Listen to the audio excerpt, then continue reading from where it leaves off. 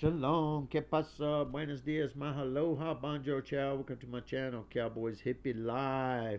I just wanted to do, man, I just can't express enough really trying to get the word out. I don't know if my time is coming near, but I want to leave a record of digital imprint for those behind me of really what the gospel of Christ means. They'll find that. And right here in Revelation 18, he's talking about, the fall of great Babylon, at the end of time, days, okay? And this also relates to Daniel 2, okay? And the time of the 10 kings and all that. And it's saying about how, right here, how all the people of the world are just so selfish. They're lovers of themselves, lovers of money, okay? But look what he says is also, and he says, and I heard another voice from heaven saying, come out of her, my people. Those are people around the world that are saying, hey, come out of the system.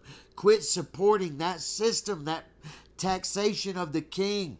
Put 100 people on 50 acres or whatever, how much. If it's only the people that you are your family and that are nice to you, that's no credit in the kingdom of heaven.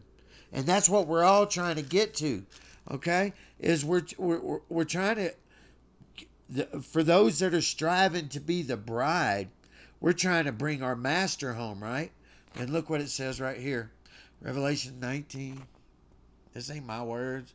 It says, behold, for the merit, let us be glad and rejoice and give him glory, which is the creator.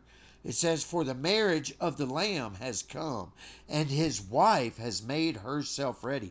Finally, there's a group of people that come together where, it talks about in Ephesians, a body that they're tightly knit together. Even in their thoughts, they don't let the enemy come in and divide the brothers. Because sometimes a wise brother, listen, the enemy comes in with our friends, our spouses, and all those things to divide us.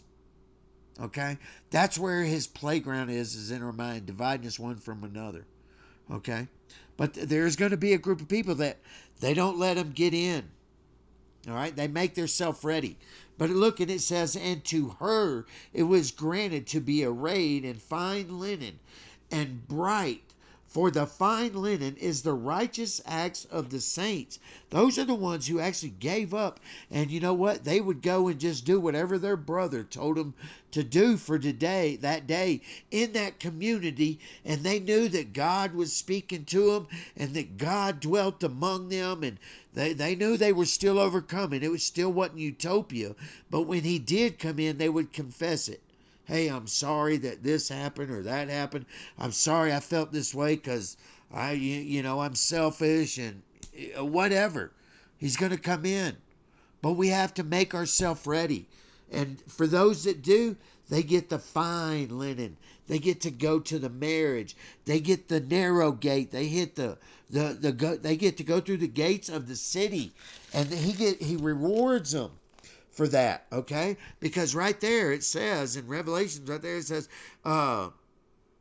he who overcomes shall inherit all things, okay? And I will be his God, and he shall be my son. But the cowards and unbelievers thinking that God can't bring his people together and love one another like it was back in the Garden of Eden, okay? But he's going to give us all a reward. Okay? Because not everyone that cries to him, he says, Lord, Lord, shall enter the kingdom of heaven. All right? We have to come back to this, family. I mean, I can't stretch enough. I don't know why. I mean, I'm putting out why God's got it back on my heart. I mean, because really, I should just be living for myself at this point, and be like, F people. Anyway, so, and I get it. But until that bride makes herself ready, all right, which is overcoming selfishness, vanity, pride, all those things, those are the enemies, not flesh and blood and the material crap, man. I promise you, I worked hospice and, man, I've seen hundreds of people on their deathbed, and every one of them, they all cried for their brother, for brethren, wished it was different. Much love, family. Peace in.